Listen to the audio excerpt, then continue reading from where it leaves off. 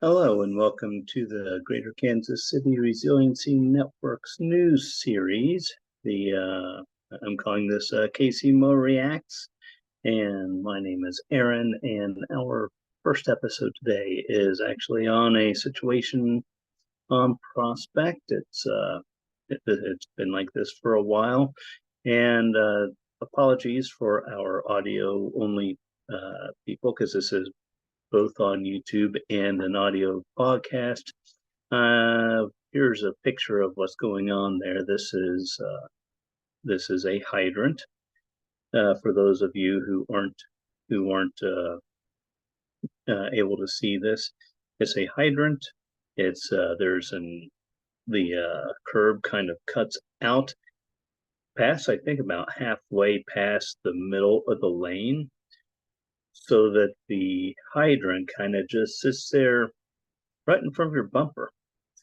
And I actually took out a measuring tape, and that's 6 foot 3 inches from the edge of the curb to the lane marker. And it's been like this for a while. I've lived back there in this area for about 2 years now, a little over 2 years. It's in the Blue Hills area, and this is something that I don't think I've seen in other places. I drove a truck over the road for 10 years, and I did a lot of like driving in cities at night with like loads of cargo. And this just kind of confounds me. It's definitely not safe. If I realize this may be kind of new technology, but there is like highly reflective paint that a lot of places put on curbs to make them stand out. Sometimes you have these things that are called reflectors that can be adapted from, say, bicycles or something that could be put into the curb. And I've seen this in other places like the city I used to live in, just to give people some warning. Now, you can see there's a cone there, and there's a cone because a hydrant's been flattened. It's actually pointing away from the picture, which is different than how it was last year when it was pointed kind of towards the sidewalk. And I think I can recall seeing 3 different cars hung up on that hydrant and like being towed off because their rear axle on the was on that nut there on the top and just kind of stuck there. There's a dentist's office right there. If you can see kind of the edge of a brick pillar there. That's not a wall, that's a pillar. It's a square pillar, and there's a security fence. That it's a wrought iron fence, about 8 feet tall, I think, that goes around the property. And the fence posts are these brick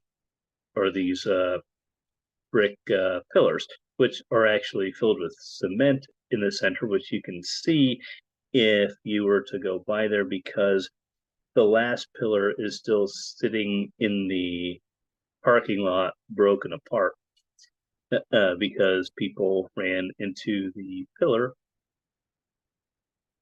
presumably from coming either off of 71 or northbound or something.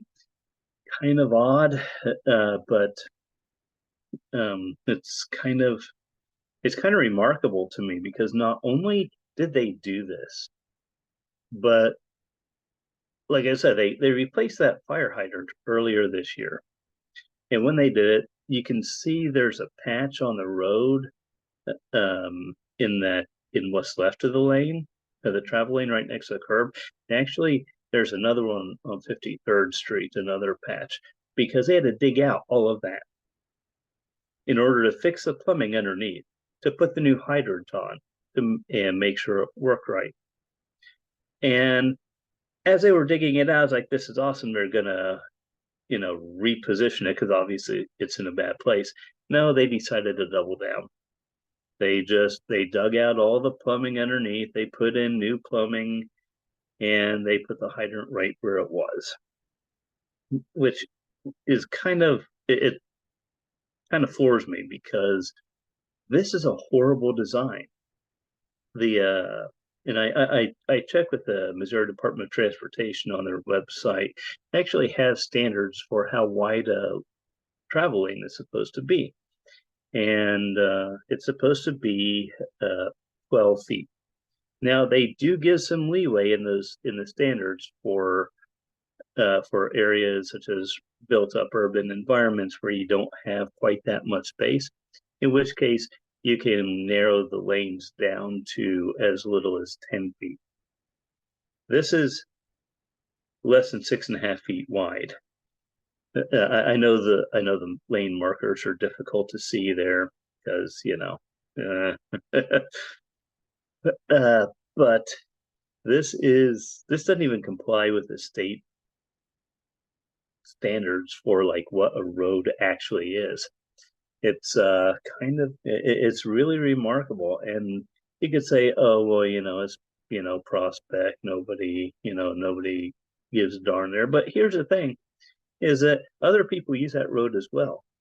And there's a lot of traffic there. There's a hospital on up the street at Research. This is something that it's a pretty busy street, and you have people who haven't encountered this before. I mean, everybody who lives in the area knows about it. They know where it is. They know to expect it. But if you're not from this area and you're going southbound on Prospect here, uh, this is suddenly right there. You have a fire hydrant, which currently is knocked down, so it's even harder to see. And this is just after a gentle rise. So you actually can't see this until you've cleared that rise and you're on the and suddenly it's there in a place that forces you to get into the turn lane to get around it. And that's it goes beyond problematic. I mean, I like to use the term problematic, but this is just crazy. And this isn't the only example of craziness I see in our infrastructure. This is the most egregious. We there's a lot of there are a lot of people that I've heard talk about the driving, and I'm one of them. The driving of people, people running red lights, turning left while running red lights, just out and out unsafe behavior. But then you look at this and you consider how the built environment shapes us, shapes our thinking, shapes our perceptions of what is reasonable. And here, the powers that be have decided to push people to do something that is unsafe, that has them crossing over the line in order to get around this.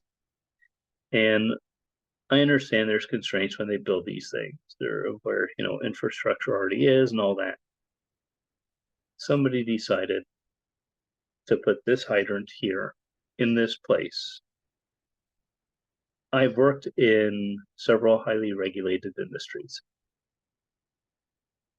And honestly, this is not a highly regulated industry. You think it is, but things like this are under the city's purview. The city itself gets to decide what the policies are going to be, what the rules are, and what exemptions to grant. I'm pretty sure this is because you have to get approval from this group or that group, or this committee to rearrange the plumbing, or it's a pain in the butt to get something like this fixed in the design phase, and you just build it like this because honestly at the end of the day, you care more about getting your job done, which is to get this thing situated, get this thing done, get this project done, than it is to get it done right. And we're all familiar with these artificial deadlines and things. These are deadlines that are pretty usually self-imposed. Like we decide that we're going to do it this way. We're going to decide that it has to be done on this by this date. And these can be political decisions that, if I don't get this done now, it's my ass. But you look at this, and this is not doing your job of maybe ticking a box on a checklist of things that you have to get done. But this is not. This is creating a public hazard here. This is something that honestly the insurance company should be screaming about. And I used to work in the insurance industry. I'm well aware of things like liability and all that. How do you think the the liability insurance company that insures that dentist's office property feels about, you know, this? Because this pushes accidents literally into their property. Because if people don't have to drive crazy to get around it, you see fewer accidents, fewer, accidents of vehicles in motion. And car insurance rates are impacted by this. And usually insurers are very quick to say, hey, if you do things like this, then we're going to up rates, or we'll just refuse to, you know, to insure this or that in this area. This creates a burden on everyone else beyond, just the hazard to navigation. And it sends a signal that rules really don't matter. Why should I, you know, yeah, I may be driving unsafe, but nobody cares. Because if they cared, this kind of thing wouldn't be happening. And that's just not it's not good. It's not acceptable. We should expect better. We should expect a city where, yeah, you had these different departments, you had these different commissions and committees and all this stuff, but the people on those boards, you can say, oh, this committee says this or this committee says that. At the end of the day, it's coming from somebody who has been a supervisor, been a manager, been responsible for business units and things like that, and having to adhere to regulations and standards and policies and all this. The decision to go ahead with this is made by somebody. Somebody decides, oh, we're willing to accept this unsafe situation because it's easier for us. And there are situations where you have to make those kinds of decisions. Where there are trade-offs. You see it all the time in like the on and off ramps for interstates and stuff. A lot of that, especially in cities, the interstates are inserted in after a lot of the city was built up. And so there do tend to be a lot of compromises that are made. This isn't one of those. This shouldn't have been one of those. There's no real reason to do this except pure, simple apathy. The only other thing that I can think of is that, they thought that it would be a good idea to weaponize the people who don't know this road against the people who live here, which I guess is another option. It's not one that I tend to, that's not a perspective that I tend to jump to, although I mean I know there are people who feel that way. But generally this kind of thing, it's this is a kind of thing that should never have come to pass. And yeah, if you're listening to this on audio and you're in the Kansas City area, I swing by and see what it looks like for yourself, or hop on our YouTube channel, KCMO Reacts, and you can see the image for yourself. Um, that's all I have today for you. This series is going to grow. It's going to encompass a lot more things, not just local, but international things. So be national, international stuff on war, stuff on all sorts of things. Um, and it's we're kind of a bottom up organization here. We're kind of a bottom up philosophy. Change starts with the people, and we have to be our own advocates, and we have to push the institutions and the companies and the governments to do the right thing, because if they don't, they'll do the easy thing, and the easy thing for them, which sometimes you get a hydrant that gets flattened several times a year. Sometimes you get something far, far worse. And we're going to be diving into those things. I also have I'll be doing a book series and stuff for premium members that are members of our Patreon and stuff. But if you like what we do here, hit like, hit subscribe, leave a comment. You know the drill. You're on whatever platform you're on, and just help us with our engagement numbers. And if you really are more interested in what the GKC Resiliency Network does, what we're about, gkcinfo.com is our website. Link will be below. Yes, we do have some projects that we're doing some fundraising for, but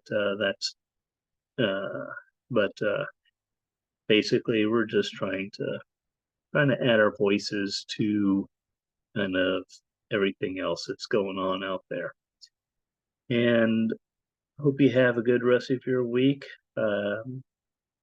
Keep on being awesome. Thank you.